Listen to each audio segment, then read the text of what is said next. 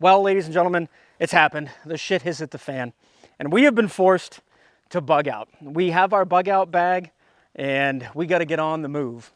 Well, we've been walking for a while now in this bug out scenario, and I think we need to stop for a minute because this pack's getting awfully heavy, and I need something to eat. All right, let's get some food in us here. I'm starving.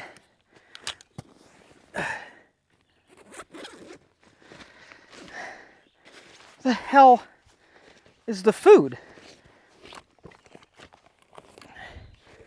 Where's the food? Oh, there it is. Today on The Prepared Citizen, we are going to be going over the proper way to pack your bug out bag. We're going to be talking about the best way to store all of your items in your bag so that you can access them quickly when you need them, something that I call the first order of retrievability. For my military guys out there, you already know how to do this because you were taught in basic training and throughout your career that packing a bag the right way is probably one of the most vital and important things that we can do as prepared citizens. This particular bug out bag is set up for between 36 and 48 hours of survival time. As we pack the bag, we'll be putting things inside. We'll talk about those things for a little bit, but you have to remember this. Your bag is going to differ from my bag. This is a very individual thing. We can only pack things inside this bag that we know how to use. Towards the end of the video, we'll actually go ahead and we'll weigh this bag because weight matters. We're not going to be able to do any type of escape and evasion if this bag weighs 10,000 pounds. And if we have a long distance to travel, the more weight we have, the more fatigued we're going to get, and the less mission ready we're going to be. So here is all of the stuff that we're going to fit into this, so-called bug out bag. A lot of you are probably going to ask and, or have some questions down in the comments about what all this stuff is. I'm going to talk about everything briefly, and when it's something important and, new to me that I think you might like, we'll stop and talk about it for just a quick second. So what bug out bag are we going to be using? And I have one down here on the ground, and I really like this bag, and I think you guys are going to like this bag too. It actually has two bags, which is cool. We're going to get to this one in just a second. I bought this bag in not a panic, but it was a huge impulse buy. I was going to Maine to go hunting with some friends, doing some saddle hunting. I needed a good pack. I stopped at Cabela's and I picked this guy up, and I have not been disappointed yet. I will leave down in the description what this bag is and a link if you guys, also think this bag is very cool. Now, before we get into all of this, we obviously have to do a little bit of business, and I really want to thank our two newest Patreon subscribers, Jasmine and Sandman87. Thank you so much for signing up on Patreon. I hope you guys are enjoying it. If you guys would like more information about Patreon, where I post all the exclusive stuff, behind the scenes, super extra content, they knew about this video before you're watching it. I will have a link to my Patreon down in the description. Obviously, if you can't afford a couple bucks to throw my way, we always do a free member Friday, so you guys also get some information over there as well. Also, another big shout out to Farm to Feet. They make socks. We're going to get into the socks in a minute here. Shout out to Zippix Toothpicks, 508 Holsters, and Downrange Sports. Thank you to all these amazing companies that help produce these videos. When I look at packing a bag, I am thinking about the first order, or what I call the first order of retrievability. What am I going to have to access first? The first thing we're going to pack is this little mini pouch bag jobber. Oh boy. So this little mini pack, I actually already have some stuff in here from hunting season. This is where I'm going to keep my batteries. So we're going to chuck these batteries in here, and I've got some more over here.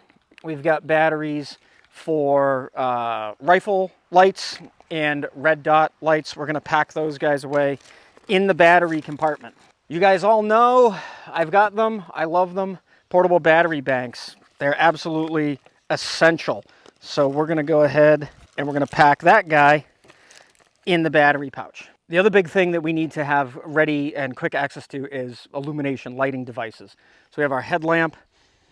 We have this little mini flashlight. We're going to put those guys, we're going to put that in this little web pouch here. In the knife pouch, we're going to put in these clippers. Now, you might be asking yourself, why clippers?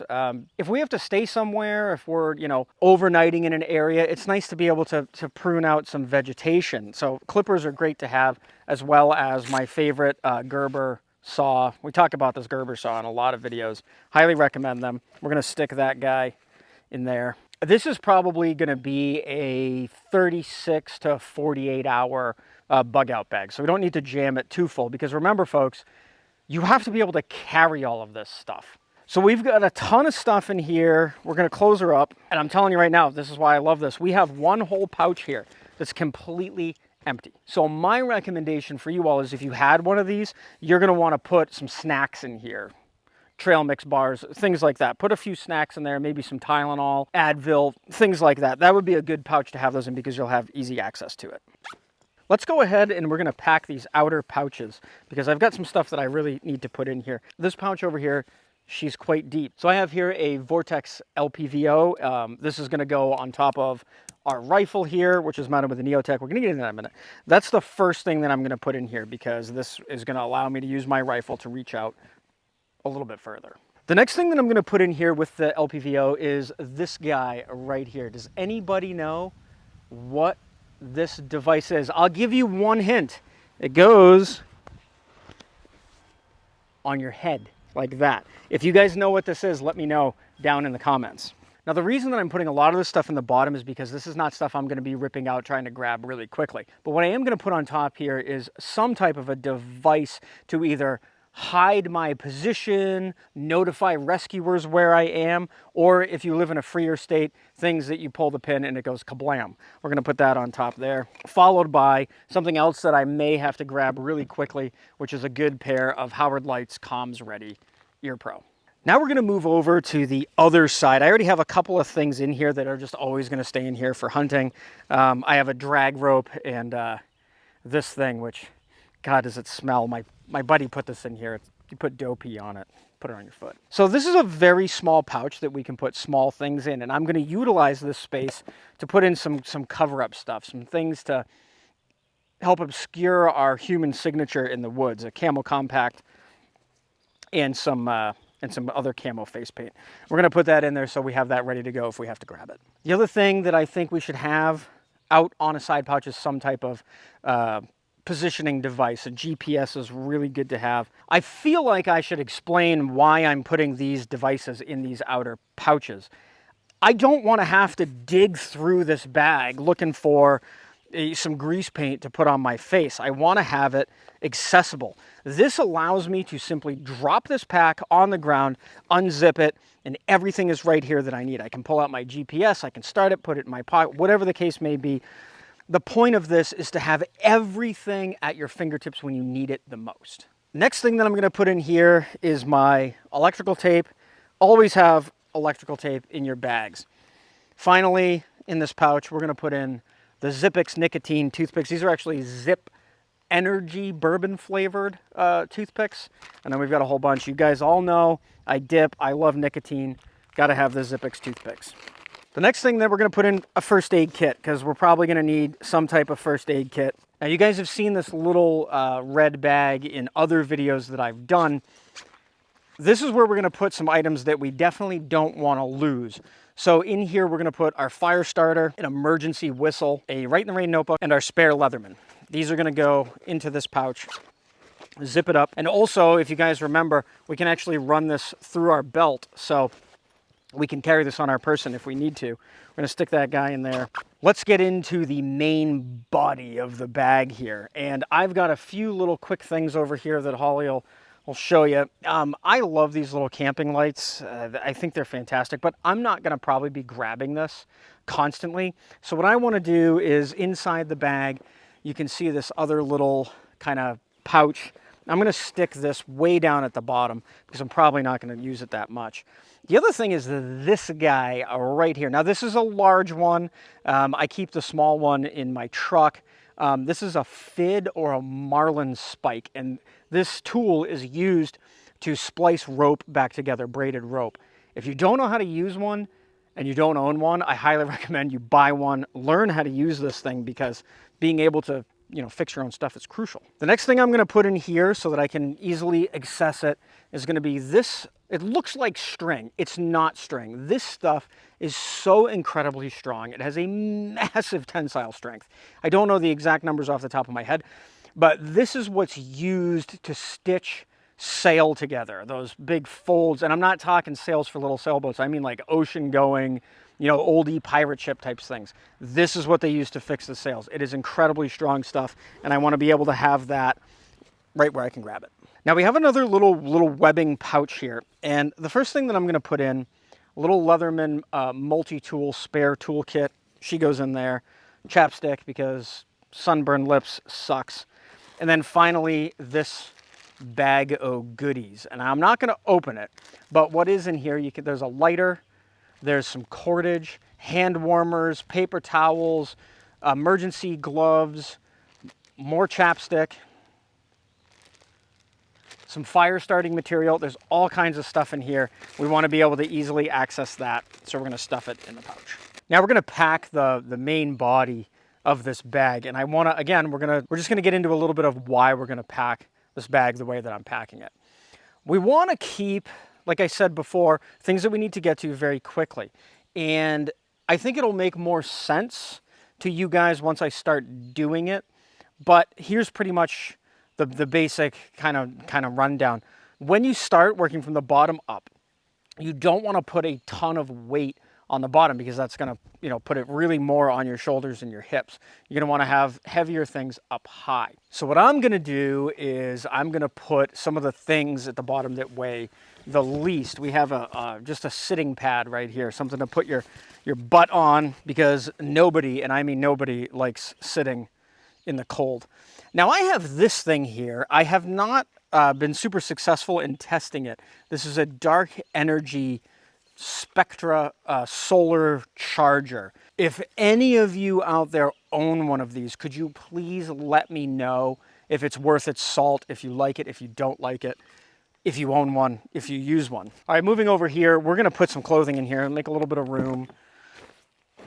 I've got my Gucci flage, and I've got a spare pair of pants that we're gonna roll up nice and tight, stick those guys in the bottom. Now I, for some reason out here, have 77,000 pairs of gloves. When I was getting ready to film, I actually pulled a few of these out. So we're not gonna put all the gloves in there. We're just gonna put in a set of our favorite mechanics gloves down in the bag. Now, if Holly looks down at this table here, you're gonna see some things, okay? You're gonna see some spare magazines. You're gonna see an Android phone. All of this stuff is not actually gonna go in this bag. A chest rig. Now, this chest rig is gonna carry all of these things. The reason that we have the Android phone is so that we can run ATAC. That's gonna go in this pouch, which also has a multi-tool, pliers, radio frequencies. Everything that I need to survive is gonna go in there. We're gonna dump in our 5.56 magazines. And now these are just varying caliber magazines. These will have bullets in them. We've got a Glock 1911 and a Sig Sauer 40 cal mag. We're gonna put all of these guys on the side. It's just a good idea to have a spare magazine for a different firearm, because you never know what you're gonna pick up off of a corpse. Security is a big thing, especially when you're stuck out. So I'm gonna throw in a couple of trail cameras. I have one very simple trail camera that requires a SD card, and then this one right here, which is what I call a texty trail camera. We're gonna stuff those guys in there, because I'm telling you right now, it is important to secure your perimeter. It's extremely important. You saw me put the LPVO in here.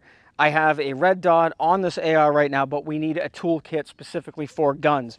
So I have this Fix-It Sticks set. A ways back, Fix-It Sticks sent me this. This is their complete armorer's kit. This is an extremely expensive piece of gear, but I think very necessary, because, well, you got to be able to fix and maintain your tools. That's going to go in here. Next thing we need to have is some munchies. We're going to have some food. So I have these two. They're open because we ate a little. I've got a couple of MREs, and these are going to go down deep at the bottom of this bag. I have a hammock. Hammocks are great. Keeps you off the ground. Yeah, your back's going to be cold when you sleep, but we're going to stuff this hammock. See if we can find some space here. There she goes. Now, you may remember at the beginning of the video during our business portion, I thanked Farm to Feet. Now, these guys, they sent me a ton of socks. Farm to Feet tactical socks. These socks are US merino wool. They're so comfortable. Oh my God, they're fantastic socks. And along with these ones that they would like me to try out during hunting season, they actually sent me this like giant bag of socks to give away to our Patreon members. So on top of all the cool stuff like radios and e-bikes and battery banks and all the stuff we're giving away on Patreon, well, now you'll get some really warm, comfy socks. Now, as we're getting closer, this bag is getting full. We're coming to the top. We want to put things in on the top that we're going to want to access very quickly should we need to. And folks, that is always going to be protection from the elements. I have this little poncho here that I've had for quite some time. She's going to go right in here so that I can grab it if I have to. The other thing that I have is this super awesome raincoat that my wife bought for me in Maine. It's from Ascend. You've seen me wearing it in the rain. It is the most comfortable, waterproof, easy to pack rain jacket I own. And that's going to go right there at the top. So we're going to close her up, and then we're going to get to the big tools.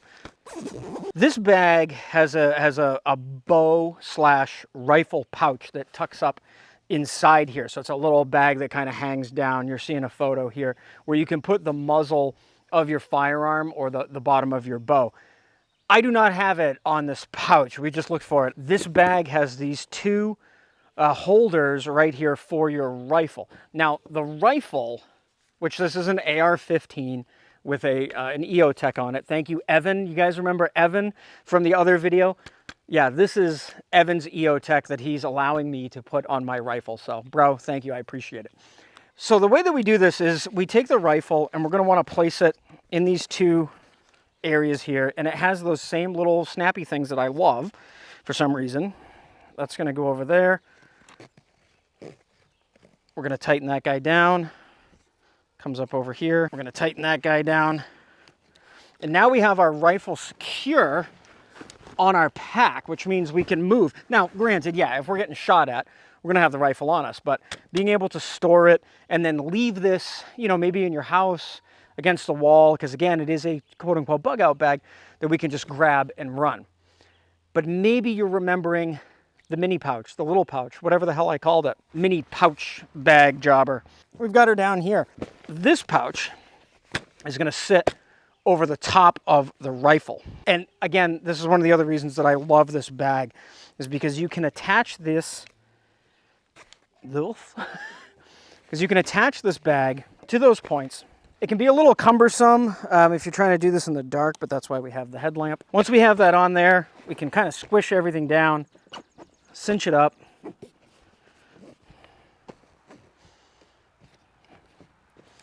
And now we have all of those critical things that we kind of talked about before on the front of our bag. You can see I'm not holding this at all.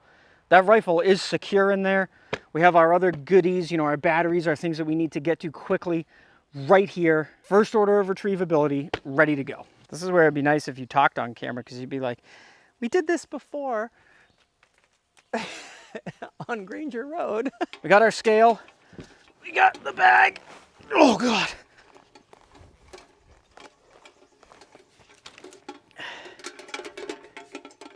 Put her on here. This is a really old scale, so we're gonna zero her out. All right, let's see what she weighs. Well, I don't really know how to use this. Oh, here we go. Got 20. There's 40. So we're at 20 pounds, 24, 28, 30, 42, 42, 43, 44, so 45 pounds. Sorry, folks, the first time using this scale. So 42 pounds is gonna be a lot of weight to sling on your shoulders, but because I love you guys, we're gonna do it anyway. We're gonna put her on. Here's something I think I should share with everybody about packs. When we put a pack on, we want to get it up high. Get it up high on your body. We're gonna want to put our cummerbund or our belly strap on and cinch that down pretty tight. Now all this weight is actually, you can see, very loose. All this weight is now on my hips. Then we're gonna cinch down the shoulder straps. And now we can walk around, we can walk about. And what's gonna happen is after about a mile or two, your hips are gonna start getting fatigued. They're gonna start having a lot of weight on them. So the nice thing about this is I can actually grab the side straps and loosen them. And now all that weight is pretty much on my shoulders. so I can share the load, so to speak, on my body. As I'm walking, shoulders start to get a little tight. Up, lean forward, cinch that down. Now the load's gonna be back. I mean, I could actually just take this off my shoulders completely and walk around. What kind of things do you put in your BugOut bag? What is your favorite brand of BugOut bag? Let me know down below in the comments. Let's just go over this one more time because I don't want there to be any confusion. When you pack your bag, you want to follow that first order of retrievability. You want to have everything that's going to save your life or keep you comfortable and out of the elements right to grab. We have all of our batteries and things in here, grab that. If it starts to rain, we have our raincoat right at the top. I don't even have to take this rifle off. I can just undo these straps, pull that rain jacket out, put it on, and that will keep me dry and I won't die a horrible death from hypothermia. Folks, this is an important topic to me. As most of you know who continue week after week coming back to this channel, I seriously cannot thank you enough. If you're new here, hit that subscribe button, like and comment, become part of this group. If you guys look at the other videos, it's the same 100, 150 people commenting week after week. We share information on this channel. I don't have all the answers. My viewers don't have all the answers. But as a community, we can come together and come up with solutions to real world problems. Once again, thank you so much for tuning in. My name is Will. I am the Prepared Citizen. The best time to prepare was yesterday. The second best time is today. That's all I got for you.